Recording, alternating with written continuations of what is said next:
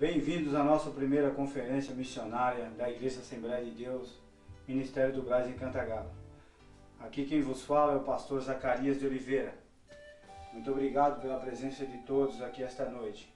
Iremos tratar de um assunto muito importante nesta noite, a respeito da missão da Igreja, missões nacionais e missões transculturais. Muito obrigado. O assunto que abordaremos hoje refere-se à missão mais sublime que está reservada à Igreja do Senhor aqui na Terra, que é a evangelização do mundo.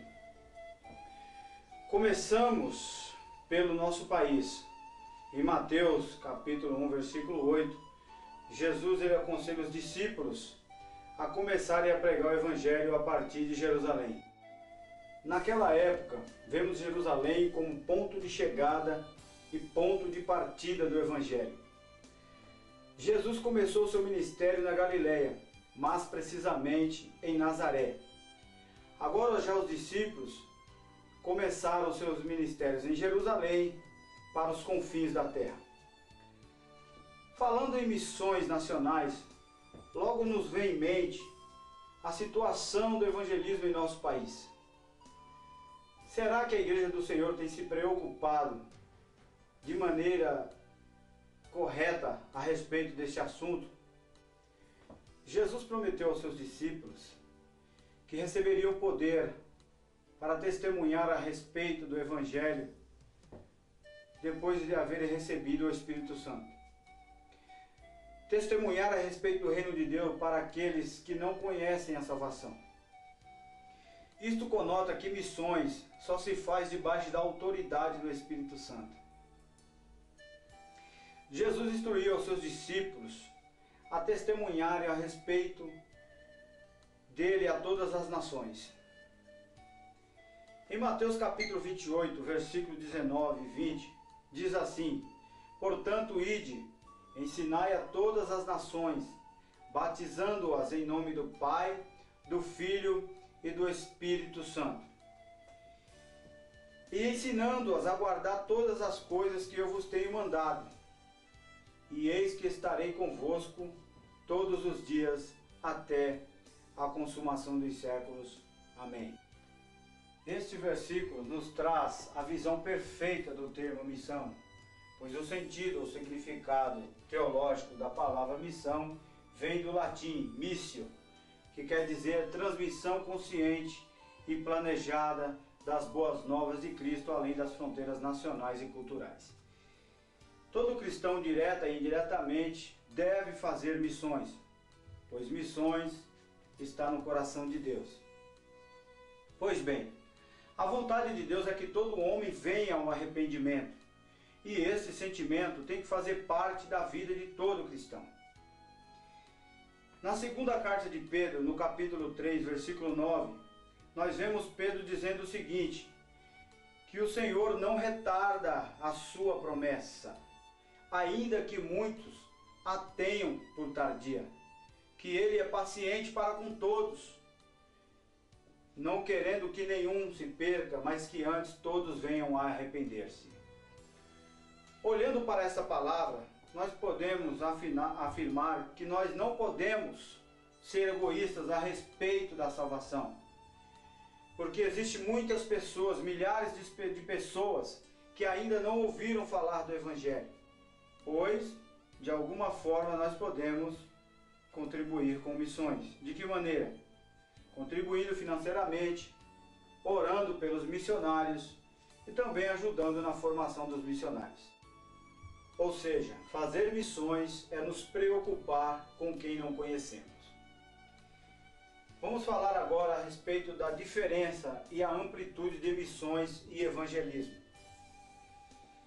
Tendo em vista que missão vem do latim missio, que quer dizer transmissão consciente e planejada das boas novas de Jesus, além das fronteiras nacionais e culturais, ou mito, que quer dizer enviar, já a palavra evangelismo vem do grego evangelion mais ismo, que é a exposição sistemática da doutrina e dos métodos da proclamação do Evangelho de Cristo, em conformidade com o espírito e a urgência da grande comissão. Em João, capítulo 20, versículo 21, nós vemos Jesus dizendo: assim como o Pai me enviou, eu também vos envio. Para se explicar missões, do meu ponto de vista, primeiramente nós devemos explicar o que é evangelismo. No sentido teológico, nós temos algumas explicações teóricas dos termos, mas na prática, algumas pessoas se confundem, a respeito desse assunto, mas tanto evangelizar como fazer missões depende de um só fator, que é o Evangelho. Só que no sentido de desenvolvimento, existe um grande paradoxo entre ambos, entre evangelismo e missões.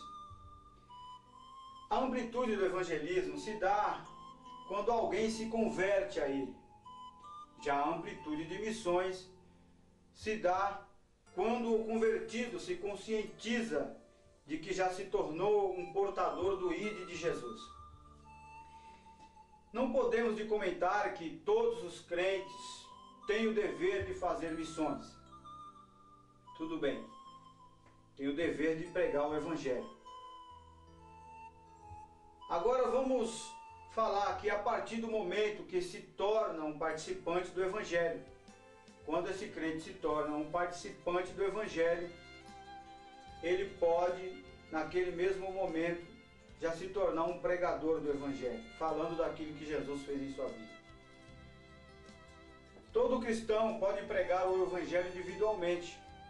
Por exemplo, no seu trabalho, na sua escola, no meio da sua parentela, para os seus vizinhos, no bairro onde ele mora, e etc. O trabalho missionário é um trabalho específico, exige um preparo mais avançado, envolve toda uma estrutura. Para se formar um missionário, não depende só do conhecimento bíblico, mas sim da cultura e dos costumes do país que o mesmo será enviado, e também da língua deste país. Já para evangelizar, só dependemos de ser cheios do Espírito Santo e ter o conhecimento do Evangelho de Jesus. Já a missão tem o sentido de enviar, de preparo. Nós precisamos nos levantar. Há milhões esperando por nós. Em Mateus capítulo 24, versículo 14, Jesus disse assim: e este Evangelho do Reino será pregado em todo o mundo, em testemunhas de todas as nações, e então virá o fim. Já em Romanos, capítulo 10, do versículo 14 e 15, diz assim, Paulo dizendo aos romanos: e como, pois, invocarão aquele em quem não creram? E como crerão naquele de que não ouviram? E como ouvirão se não há quem pregue? E como pregarão se não há quem envie? Como está escrito, conformosos são os pés daqueles que anunciam boas novas. Evangelizar é difundir as boas novas de Jesus Cristo. Jesus morreu por nós, por nossos pecados, ressuscitou segundo as Escrituras. Todos nós cremos nisso. Todos nós acreditamos nesta verdade, que Jesus morreu e ressuscitou segundo as Escrituras, dizem. E de que, como Senhor e Rei, Ele agora oferece perdão para os nossos pecados e o dom libertador do Espírito a todos os que se arrependerem e crerem. Todos aqueles que se arrependerem dos seus pecados, todos aqueles que aceitarem o sacrifício de Jesus Cristo na cruz do Calvário, terão seus pecados perdoados. A Igreja de Jesus, ela tem que ter essa ideia intrínseca em seu coração, em sua mente, para que no momento que você for pregar o Evangelho, você tenha segurança naquilo que você diz, naquilo que você fala. Nós não podemos pregar o Evangelho de maneira insegura, de maneira que o ouvinte venha notar uma insegurança ou até mesmo uma falta de confiança da pessoa que está pregando. Por isso que o ganhador de almas, a sua fé, ela tem que estar firme em Jesus. Um ganhador de almas tem que ter experiências com Deus. O apóstolo Paulo disse que o bom soldado de Cristo, o soldado que milita, ele não pode se embaraçar com as coisas desta vida. E sabemos que o mundo de hoje está de olho em nós. Nós estamos rodeados por uma grande nuvem de testemunhas. E as pessoas, elas querem ver em nós algo diferente, que as convença de que realmente o Evangelho é transformação para as nossas vidas. A nossa presença cristã no mundo é indispensável à evangelização. Por quê? O mesmo se dá com aquele tipo de diálogo cujo propósito é ouvir com sensibilidade, a fim de compreender aquilo que está sendo dito. Mas a evangelização propriamente dita é a proclamação do Cristo bíblico e histórico como Salvador e Senhor, com o intuito de persuadir as pessoas a vir a Ele pessoalmente. Nós temos que pregar um evangelho com sinais, um evangelho não apenas com palavras, mas nós temos que rogar a Deus que Ele nos dê autoridade para pregar o evangelho. Autoridade que venha a trazer ao doente a cura, ao possesso de demônios a libertação, ao desempregado uma porta aberta através do poder da oração do pregador do Evangelho. Este é um Evangelho pregado com sinais e maravilhas.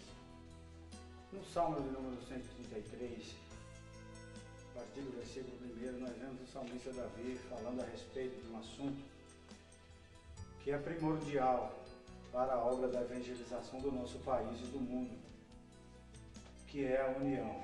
Ele diz: ó, quão bom e quão suave é que os irmãos vivam em união, porque será como óleo precioso que desce a cabeça, a barba de Arão e até a orla das suas vestes.